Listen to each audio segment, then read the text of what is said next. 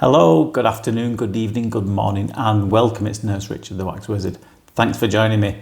I think you're going to enjoy this record-breaking episode, and it was record-breaking.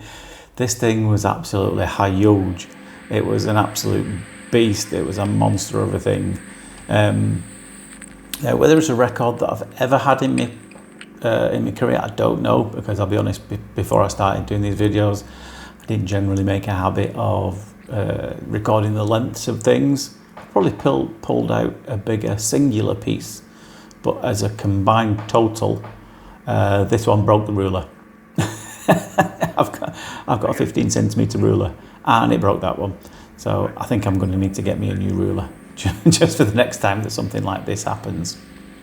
Now, when I first looked at this, it looked pretty innocuous. I didn't really realise what I was letting myself in for when I first saw it. And as usual with these things, I think it was the last visit of the day.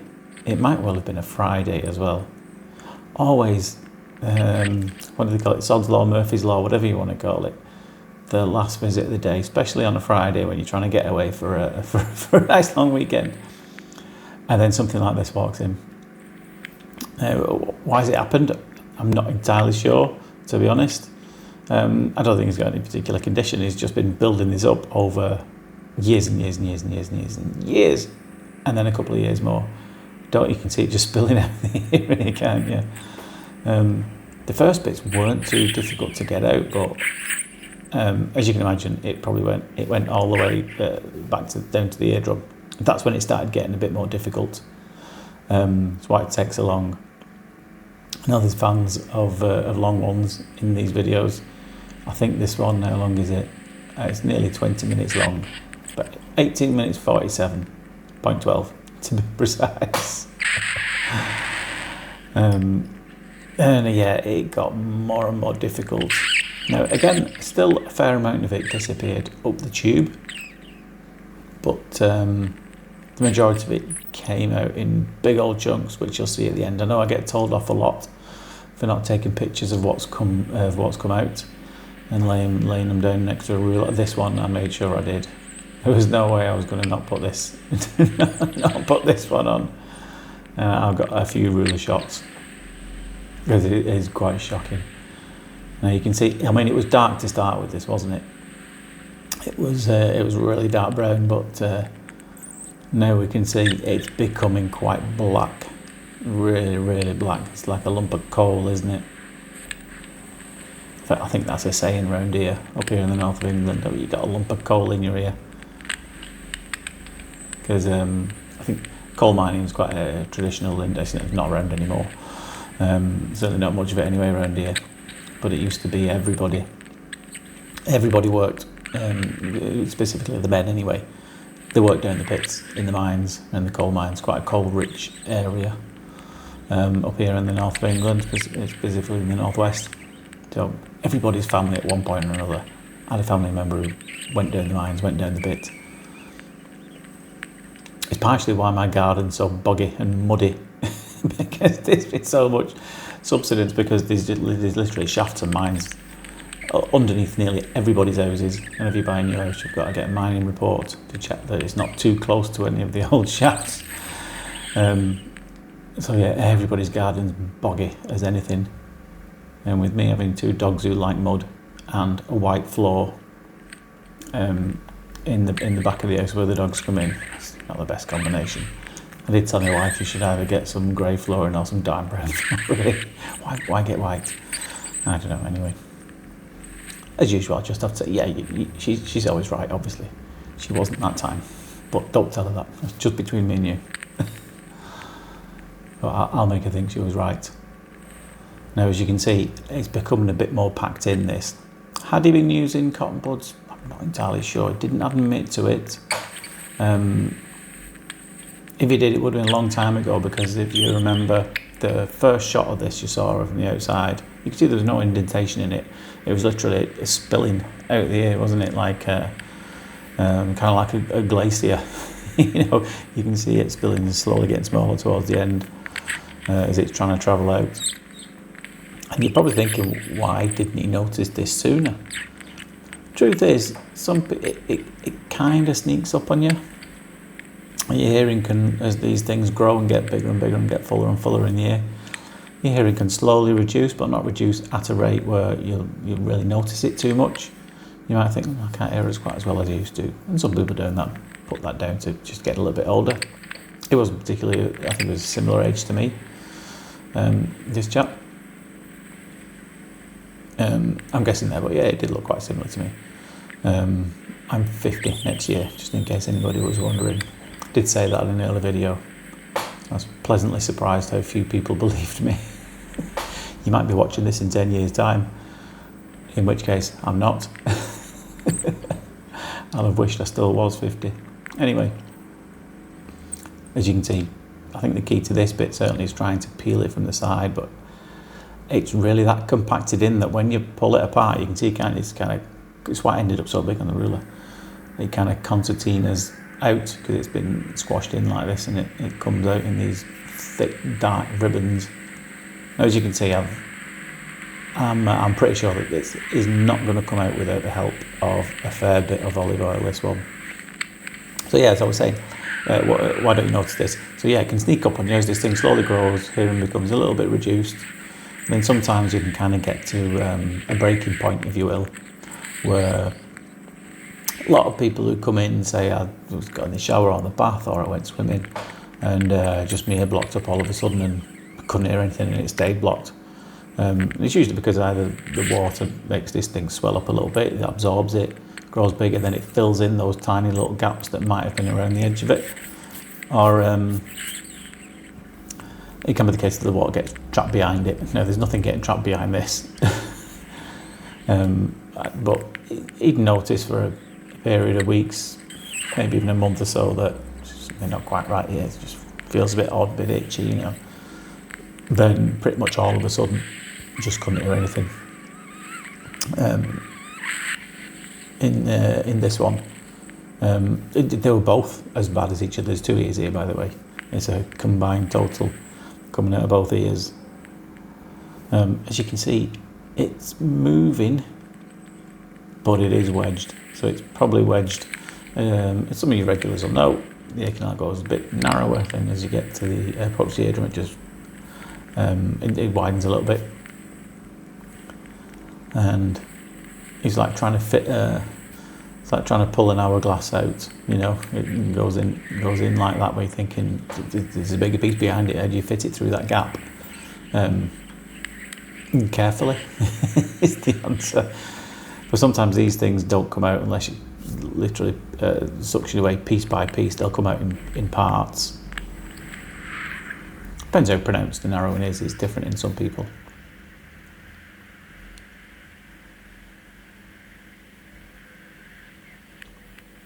This was going to be episode 200. I think as it stands, it's 199. I was going to use it for that. But there was another one that I had in. When was it? Only a couple of days ago now. That made a late charge to get in episode 200, and you'll see that. And that was it's a very nasty. I think it's a keratoconus, probably a grade 3, because we saw some granulation tissue. There was a little bit of bleeding as well. Some exposed bone, bit of everything in there. It was quite a serious case, that. And so I'll put that in episode 200. But episode 200 is going to be in 2 parts. There will be that removal, that keratin. I didn't think of doing like a long compilation. I did one about an hour long for episode 100. Well, I'm not doing that this time. I'll just do one really good episode, but like I've explained before, it's in 2 parts. You get one, I don't know, I'll call it part 1, part 2, which will be the removal itself, the keratoconus, and then the other part will be this. It'll be a completely separate episode. I'll put the links to each one in there, and then you'll the other one's a musical interlude, let's call it. I have dropped a few hints here, there, and everywhere. Oh, and you'll be able to win one of these as well. How you go about winning one of these is when episode 200 does come. there'll be, it'll explain at the end of the musical part of it, which, like I said, I don't know, part 1, part 2, I'm not entirely sure, but it'll be on there. The long and short of it is, you'll have to, and it's a shameless attempt to plug the channel, because for no other reason than that. But I wanted to give something away to somebody. You basically just like that video and put a comment in it saying, yeah, I'd like it. Then I'll pick it at random, or just pick somebody who just because you say, oh, please me, I'll put all the names in like a random name generator. Don't know how to do that yet, but I'll figure it out. So as you can see, we're managing finally to pull this one up. This was a beast. It's a bit oily, this. You do get to see this at the end though. But it's a fair old good dark black chunk. There you go, look at that. I think, as I just said there, I just heard myself say, it looks surprisingly okay, considering what's been there for so long. That's what I was talking about before. You can see it spilling out, can't you? It's literally outside the ear, pretty much, where it starts at. And from what I remember, this came away quite well to start with. It was as we got deeper down, it became a bit more problematic, and probably a bit more difficult than the other one, I think. Just because of how compacted and dark and black and dry it was. Yeah, it was horrible.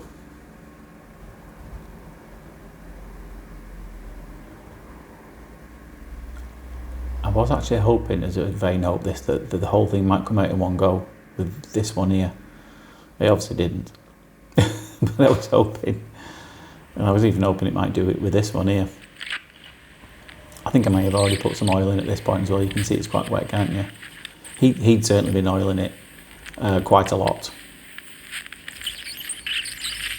But as I've said to many people who walk through the doors of this, and there's no magic eardrop that gets rid of earwax. None of it gets rid of earwax. Changes the consistency a bit.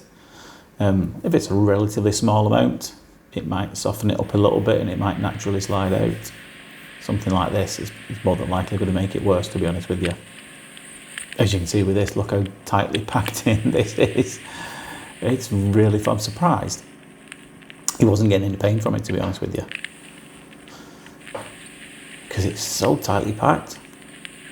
And I'm touching it there and getting a good grip, but I'm hoping the whole thing lifts up. It's a bit too soft and mushy. I think he had used some hydrogen peroxide drops amongst many things that he's tried in this one, and that does just tend to make it a bit mushy. Makes it quite difficult to suction up. And the reason why I'm just trying a few different areas here, I'm just looking for that one area that loosens the whole thing. But again, I can't stay on this for too long in one area. Reason being is, I don't know how close that is to the eardrum until it moves. So, you know, it could be a couple of millimetres away. You can have an educated guess, obviously, because it's not the first time I've been in someone's ear. So you can have a rough idea, but you never really know how close you are until it's gone. And then when you get these things out and you think, oh, goodness me, I was quite close there, wasn't I? Which is why you just can't go gung-ho at ones that are this deep in the ear, especially with a fine end tube ear. There's no way that a fine end tube would have shifted it. Yeah, well, it would, but it would have took forever. So I'm still sticking with the full size tube there.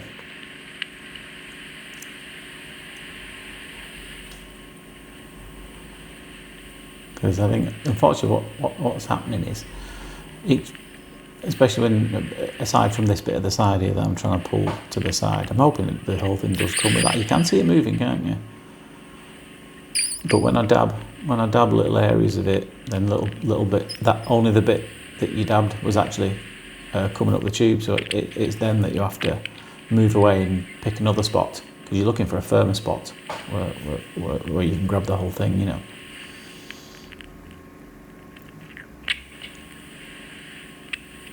But it's it's mushy and squidgy, but it's hard. I suspect it's quite hardcore in this, which is why as much as it's moving, it's still not coming forward.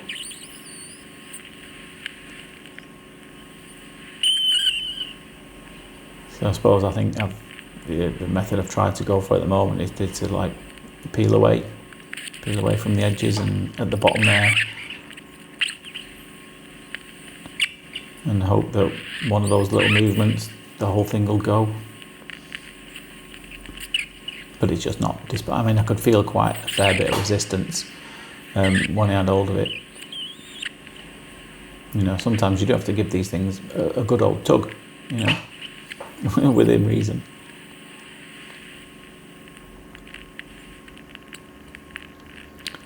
I think I might have had to go with some even more oil again, I think, shortly. So there you can see, so again, little bits keep disappearing. So again, I'm even further down below than I was before, which is why, again, I've got to be really cautious, because you don't want to dab this and then a little bit of the soft stuff just flies up the tube, and before you know it, you've got the full-size tube sticking on the eardrum. That's the last thing you want, and that's why you have to do this little dabbing motion, you know. You dab it, try and hope that it pulls away with it. Here we go, plenty more oil in there. I've absolutely drowned it from the looks of it. So I'm hoping that it does a couple of things.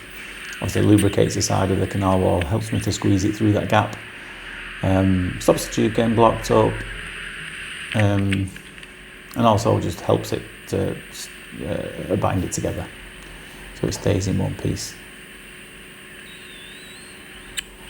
And I think it did the trick, but again, it still wants to come away in bits, which is not what we want it to do.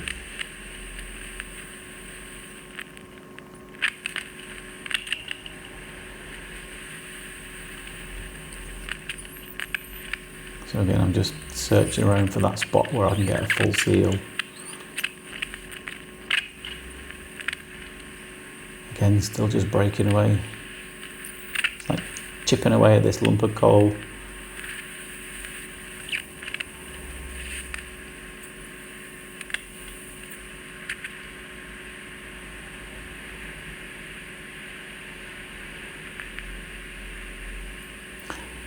He was great though, the chap who was doing this for. Throughout the whole procedure, he was very still, really good. Some like a good chat when you're in there, which is the last thing that you need sometimes. It makes the whole ear move. Oh, did you see a bit more movement there? I think we're getting somewhere. There you go. Here she comes. Here comes our wax baby. Delivered a bit late. I was considering a cesarean as well to get that one out. Look how black that is. And how shiny the outside of it is. And just surprisingly, it doesn't look too bad, you know. No. Doesn't look too bad. But here you go. Here's the ruler shots, twin dome ruler shots. Some of them did come out in like stretched out pieces, but just look at that. There you go. Broke the ruler. Got to the end of it. Somebody wants to send me a bigger ruler, feel free. Address is in the bio. I think I even put my hand next to it on the next. There you go. Just so you get a bit of perspective and how big that were. Those things were. Yeah, absolutely monstrous. Yeah, and that's a full-size pen. It was big. I think since I've been doing these videos, it certainly is the record. I think I've had one 11 centimetres there or thereabouts. But these are not just any old little bits as well. They're big old chunks, a lot of them. And yeah, 16 centimetres, half a foot to be precise, if you're in old money. I think it's half a foot. It's about, is it? Yeah, 12 inches in a foot. It's about 6 inches, that much. So yeah, anyway, I hope you enjoyed that. Stay tuned for the next episode. I know you're going to enjoy that, as I've told you about previously. But for now, take care of yourself, and I'll see you later. Bye-bye.